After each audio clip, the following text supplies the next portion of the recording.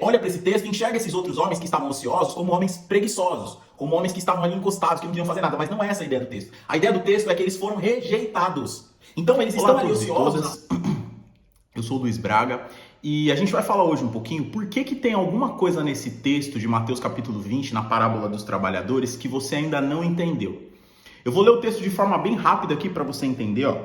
Mateus capítulo 20, verso 1. O reino dos céus é semelhante a um proprietário que saiu de madrugada para contratar trabalhadores para a sua vinha. E tendo ajustado com os trabalhadores 1 denário por dia, mandou-os para a sua vinha. Perto das 9 horas da manhã, ele saiu e viu na praça outros que estavam desocupados.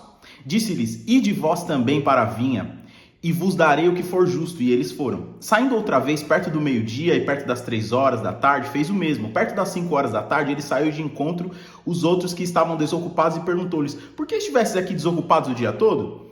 Responderam-lhe: porque ninguém nos contratou. Disse-lhes: ide vós também para a vinha e recebereis o que for justo. Chegada a tarde, disse o dono da vinha ao seu administrador: chama os trabalhadores e paga-lhes o salário, começando pelos últimos contratados, indo até os primeiros. Vindo os contratados por volta das 5 da tarde, receberam 1 denário cada um. Vieram então os primeiros e pensaram que receberiam mais, mas também eles receberam 1 denário cada um. Ao receberem, queixaram-se contra o proprietário. Disseram: esses últimos contratados trabalharam só 1 hora e tu os igualaste conosco, que suportamos o cansaço e o calor do dia. Ele, porém, disse a um deles: amigo, não te faça injustiça. Não combinaste comigo 1 denário? Toma o que é teu e retira-te daqui. Eu quero dar a esse último tanto quanto a ti. Não tenho o direito de fazer o que quiser com o que é meu? Ou é mau o teu olho porque eu sou bom? Assim os últimos serão primeiros e os primeiros últimos, pois muitos serão chamados, mas poucos escolhidos. Presta atenção no seguinte. Uma coisa que eu gosto muito sempre de chamar a atenção quando eu leio um texto dos evangelhos é que a gente tem que observar a moldura pela qual o texto tá inserido. Então é como eu olhar para um quadro. Então um quadro ele tem uma moldura em volta dele. E aquela moldura conta uma história de como está aquele quadro, de como aquele quadro chegou naquele lugar. Então, primeiro que é uma parábola onde Jesus explica para nós o reino dos céus. Ou seja, ele explica para nós como funciona a nossa herança nele, que é o reino dos céus, o governo.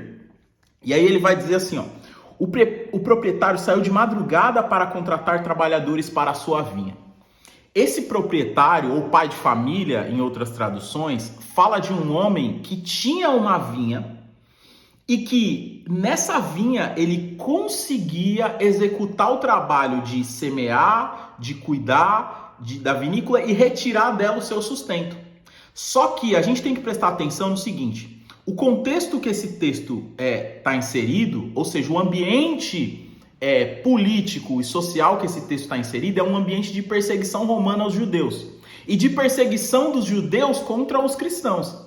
Então a ideia que o texto está querendo trazer é a seguinte: esse homem, esse pai de família, esse trabalhador, ele mesmo diante da comunidade judaica e da comunidade romana, ele tinha dinheiro e condição de continuar com a sua terra, de plantar e de viver da sua terra. Só que esses trabalhadores que são citados aqui na parábola, eles são homens que não tinham essa condição.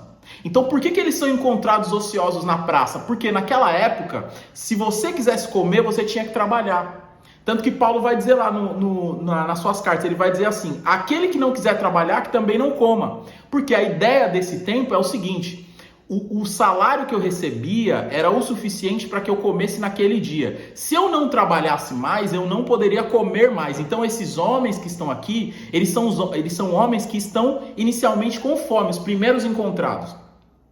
Mas aí depois os outros encontrados. Muita gente olha para esse texto e enxerga esses outros homens que estavam ociosos como homens preguiçosos, como homens que estavam ali encostados, que não queriam fazer nada. Mas não é essa a ideia do texto. A ideia do texto é que eles foram rejeitados. Então eles estão ali ociosos na praça, esperando ser assalariados, porque muita gente já passou por eles e não os escolheu. Então qual que é a ideia dele? A ideia do texto é: o proprietário foi benevolente com os primeiros trabalhadores que não tinham o que comer, mas ele também foi benevolente com os últimos que também não tinham o que comer. Então o proprietário não está olhando para o quanto o cara pode oferecer de trabalho, mas a necessidade do trabalhador, que era de comer. E essa é a ideia que o texto quer transmitir para a gente. É a ideia de que Deus está mais preocupado em nos suprir e nos entregar aquilo que nos é necessário do que a diferença ou o tempo que a gente tem feito coisas para Ele. Está entendendo isso? Então, presta atenção. Quando no final do texto vai dizer assim, ó, muitos são chamados, mas poucos escolhidos, a gente tem que prestar atenção que no Evangelho Mateano, o termo chamamento, ele está muito relacionado com a pregação. A pregação no Evangelho de Mateus, lá Mateus capítulo 4, Mateus capítulo 9, vai falar que o ministério de Jesus era ensinar, pregar e curar. E essa palavra pregar, a palavra no grego é querisso, que é convocação. Ou seja, esse chamamento, essa convocação é quem ouve a pregação. Mas qual que é a ideia? A ideia é que muita gente ouve a pregação, mas pouca gente já foi escolhida por Deus para crer na pregação. Então não é para a gente separar dois tipos de crente no nosso ambiente. Esse é só chamado, aquele é escolhido. Não, não é isso. É que muitas pessoas ouvem aquilo que nós anunciamos e pregamos, mas poucas pessoas têm dentro delas o mover do Espírito Santo para crer naquilo que foi pregado. É isso aí, pessoal. Espero que vocês tenham entendido, que tenha ficado claro. Para mais conteúdos como esse, me siga, curta, compartilhe esse vídeo. Obrigado.